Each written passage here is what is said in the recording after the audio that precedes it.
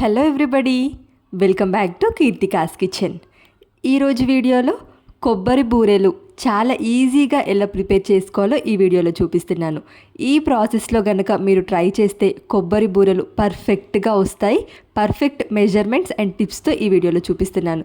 చూడండి ఎంత చక్కగా పొంగుతున్నాయో. నేను ఇక్కడ హోల్ పెట్టి చూపిస్తున్నాను చూడండి. ఈ విధంగా 2 లేయర్స్గా పూరి ఎలా అయితే పొంగుతుందో అలా వస్తాయి.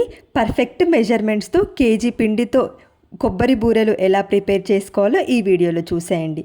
ముందుగా 1 కేజీ బియ్యం, ఇవి కంట్రోల్ రైస్, రేషన్ బియ్యం అంటారు కదా, వాటిని తీసుకోండి. ఇవైతే ఎక్కువ జిగురుగా ఉండి మనకు కొబ్బరి బూరెలు పర్ఫెక్ట్గా వస్తాయి.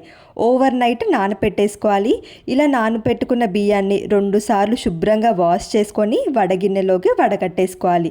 ఇలా వడగిన్నెలోకి ట్రాన్స్ఫర్ చేశాక ఒక 5 నుంచి 10 నిమిషాల పాటు వాటర్ పూర్తిగా పోయిన తర్వాత ఇప్పుడు ఇలా వడగట్టుకున్న బియ్యాన్ని ఏదైనా ఒక కాటన్ క్లాత్ పైన వేసి ఒక 5 నిమిషాలు ఉంచుకోవడం వల్ల ఎక్స్ట్రా ఏమైనా వాటర్ ఉంటే అవి కూడా ఈ కాటన్ క్లాత్ అబ్జర్వ్ చేస్తుంది.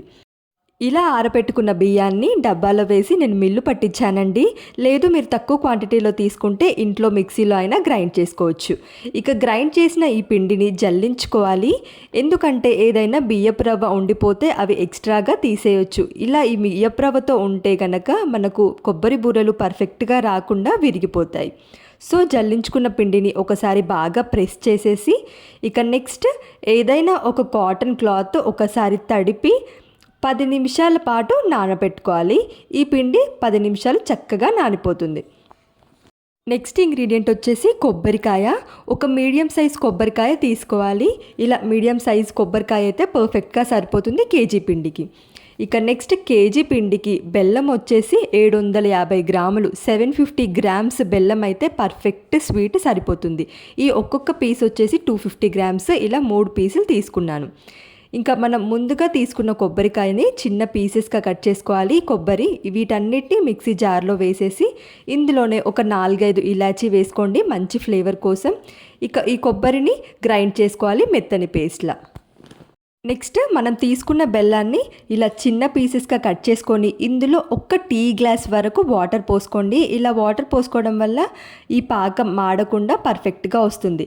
బెల్లం పూర్తిగా కరిగేంత వరకు కరిగించుకొని ఇక వడకట్టేసుకోవాలి. ఇలా స్ట్రెయిన్ చేయడం వల్ల బెల్లంలో ఏదైనా నల్లకలు ఎక్స్ట్రాగా ఉన్నా అవి పోతాయి. సో ఇలా వడకట్టుకోవాలి. నేను ఇక్కడ స్పూన్ ఎందుకు పెట్టానంటే ఈ స్ట్రెయినర్ కింద పడిపోకుండా ఏదైనా పెద్ద గిన్నెలో ఇలా సపోర్ట్ పెట్టుకుంటే స్ట్రెయినర్ అస్సలు పడిపోకుండా ఉంటుంది. ఇలా వడకట్టుకున్న బెల్లాన్ని స్టవ్ పైన పెట్టేసి దగ్గరగా కలుపుతూ ఉడికించుకోవాలి. మధ్య మధ్యలో పాకం కూడా చెక్ చేసుకోవాలి. ప్లేట్లో వాటర్ తీసుకొని కొంచెం బెల్లం పాకం వేసి ఉండ అయిందా లేదా చెక్ చేసుకోవాలి. చూడండి ఇక్కడ పర్ఫెక్ట్ ఉండ అవ్వలేదు. సో మరలా పాకం ఉడికించుకొని ప్లేట్లో వేసి చెక్ చేసుకోవాలి. ఇలా ఒక 2 నుంచి 3 సార్లు చెక్ చేసుకోవాలి పర్ఫెక్ట్ పాకం కన్సిస్టెన్సీ వచ్చేంత వరకు. ఇలా చేయితో దగ్గరగా చేసుకుంటే మనకు ఉండ అవ్వాలి. ఇలా ఉండవుతుంది కానీ చేతిలోకి మాత్రం రాదు. ఈ కన్సిస్టెన్సీ కొబ్బరి బూరెలకు పర్ఫెక్ట్ కన్సిస్టెన్సీ అన్నమాట. ఇక ఈ కన్సిస్టెన్సీ వచ్చిన తర్వాత ఇందులోనే మనం ముందుగా గ్రైండ్ చేసుకున్న కొబ్బరి వేసి ఒక 2 నిమిషాలు ఉడికించుకోవాలి. కొబ్బరి వేసి ఉడికించుకోవడం వల్ల పాకం ఏమీ ముదరదండి. ఇలా ఒక 2 నిమిషాలు ఉడికించేసుకొని ఇక ఫ్లేమ్ ఆఫ్ చేసేసి పాకం వేడిగా ఉన్నప్పుడే మనం ముందుగా గ్రైండ్ చేసి జల్లించుకున్న బియ్యపిండి వేసుకొని మిక్స్ చేసుకోవాలి.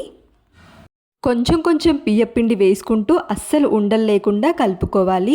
ఈ ప్రాసెస్ మీకు ఒక్కరికే ఇబ్బందిగా అనిపిస్తే ఇంకొకరి హెల్ప్ తీసుకొనైనా చేసుకోవచ్చు.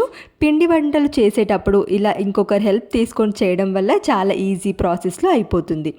ఇక బియ్యపిండి కొంచెం కొంచెంగా వేసుకుంటూ అస్సలు ఉండలు లేకుండా ఈ ప్రాసెస్ అంతా కూడా కొంచెం ఫాస్ట్గా చేసేసుకోవాలి. మీరు కేజీ పిండితో కొబ్బరి బూరెలు చేసేటప్పుడు బియ్యం కాస్త ఎక్కువగా వేసుకోండి. ఒకవేళ పాకం జారుగా ఉన్నా మనకు ఎక్స్ట్రా పిండి ఉంటుంది కాబట్టి పర్ఫెక్ట్గా సరిపోతుంది. సో కొన్ని ఎక్స్ట్రా బియ్యం వేసుకొని పిండి పట్టించుకోండి. ఈ కన్సిస్టెన్సీ వచ్చేంత వరకు కలుపుకున్న తర్వాత ఇందులో 1-2 టేబుల్ స్పూన్లు నెయ్యి వేసుకోవాలి. మీకు గనక నెయ్యి ఫ్లేవర్ ఇష్టం లేకపోతే మీరు ఈ ప్లేస్లో ఆయిల్ అయినా వేసుకోవచ్చు. ఇలా నెయ్యి వేయడం వల్ల మనము బూరెలు చేసేటప్పుడు పిండి చేయికి అంటకుండా ఉంటుంది. ఇలా కలుపుకున్న పిండిలో నుంచి మనకు కావాల్సినంత వరకు వేరే ఒక ప్లేట్లోకి తీసేసుకొని ఈ పిండి పైన క్యాప్ పెట్టేసి కవర్ చేసుకోవాలి. ఇలా క్యాప్ పెట్టేసి కవర్ చేయడం వల్ల పిండి ఆరిపోకుండా ఉంటుంది. సో మనం మొదటి బూర ఎలా అయితే పర్ఫెక్ట్ కన్సిస్టెన్సీలో వస్తుందో చివరి బూర కూడా అంతే పర్ఫెక్ట్ కన్సిస్టెన్సీలో వస్తుందన్నమాట. ఇక నెక్స్ట్ మనం తీసుకున్న పిండిలో నుంచి రౌండ్ బాల్స్గా చేసుకోవాలి.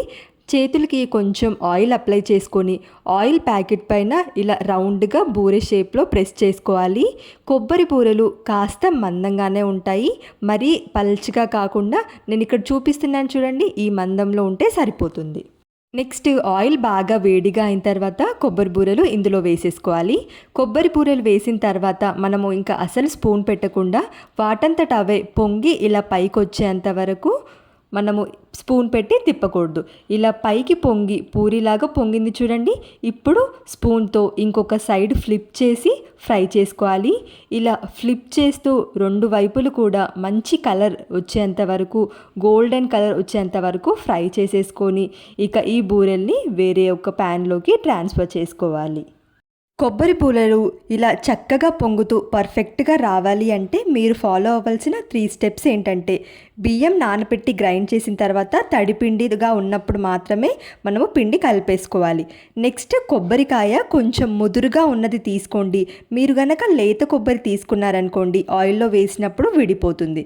ఇక మన 3rd స్టెప్ పాకం పట్టేటప్పుడు లో టు మీడియం ఫ్లేమ్లో అడ్జస్ట్ చేసుకొని నేను చూపించిన ఈ కన్సిస్టెన్సీ వచ్చేంత వరకు పాకం ఉంచుకుంటే సరిపోతుంది. మరి ముదరకుండా ఉండాలి. ఈ 3 స్టెప్స్ కనుక మీరు ఫాలో అయ్యి ట్రై చేస్తే కొబ్బరి బూరెలు పర్ఫెక్ట్గా వస్తాయి. ఎక్కడ ఫ్లాప్ అవ్వకుండా పర్ఫెక్ట్ కొబ్బరి బూరెలు మీరు ట్రై చేయొచ్చు. సేమ్ ప్రాసెస్లో మిగతా పిండితో కూడా ఇదే ప్రాసెస్లో కొబ్బరి బూరెలు ట్రై చేయండి, పర్ఫెక్ట్గా కుదురుతాయి. మీరు ట్రై చేసి ఎలా వచ్చిందో కామెంట్ సెక్షన్లో పిన్ చేయండి. వీడియో నచ్చితే లైక్ చేయండి, యూస్ఫుల్ అనిపిస్తే ఫ్రెండ్స్ అండ్ ఫ్యామిలీకి షేర్ చేయండి. ఇంకా ఏమైనా పిండి వంటలు రెసిపీస్ కావాలి అంటే కామెంట్ సెక్షన్లో పిన్ చేయండి.